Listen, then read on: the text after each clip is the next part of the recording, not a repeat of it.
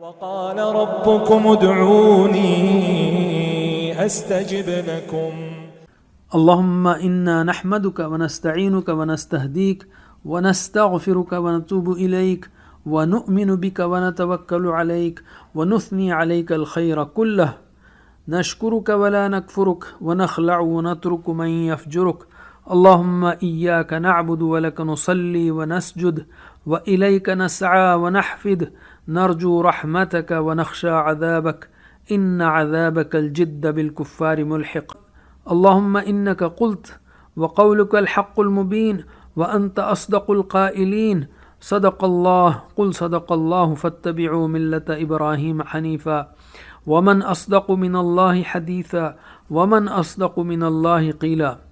وصدق رسوله الذي أرسل إلى كافة الثقلين الإنس والجن بشيرا ونذيرا وداعيا إلى الله بإذنه وسراجا منيرا لا إله إلا الله المتوحد في الجلال بكمال الجمال تعظيما وتكبيرا المتفرد بتصريف الأمور والأحوال على التفصيل والإجمال تقديرا وتدبيرا المتعالي بعظمته ومجده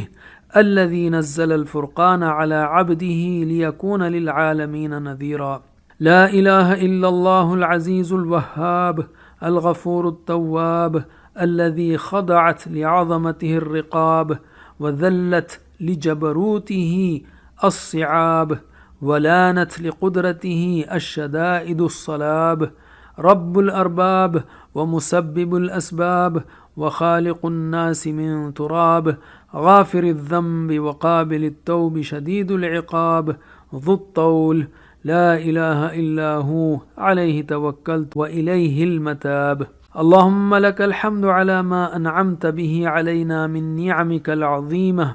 وآلائك الجسيمة حيث أنزلت إلينا خير كتبك وأرسلت إلينا أفضل رسلك وشرعت لنا أعظم شرائع دينك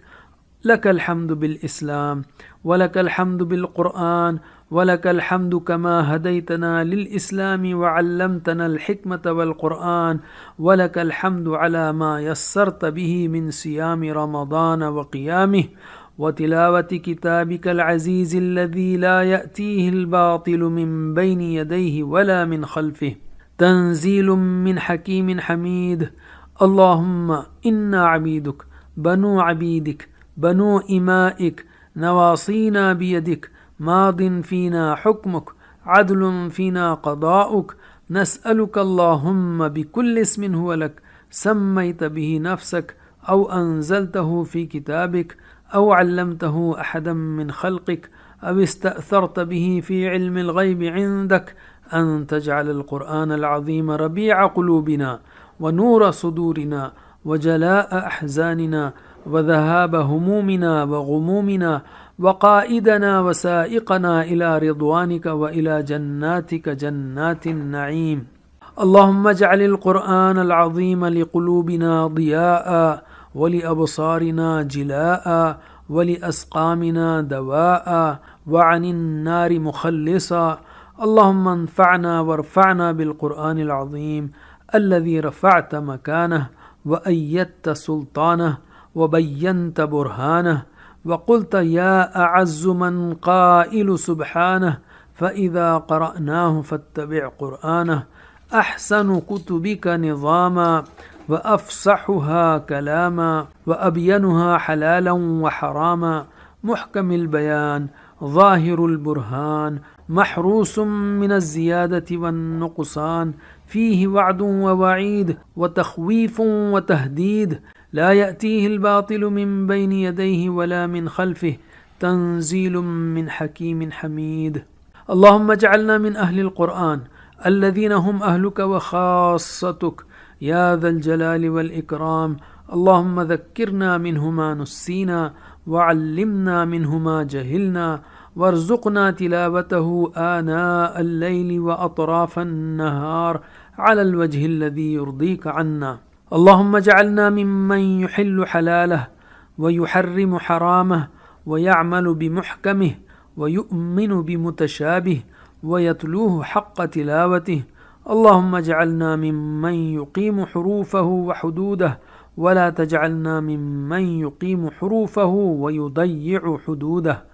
اللهم ألبسنا به الحلل وأسكنا به الظلل وادفع به عنا النقم وأسبغ علينا به النعم واجعلنا به عند البلاء من الصابرين وعند النعماء من الشاكرين وعند ختمته من الفائزين. ولا تجعلنا ممن استهوته الشياطين فشغلته بالدنيا عن الدين فأصبح من النادمين وفي الآخرة من الخاسرين.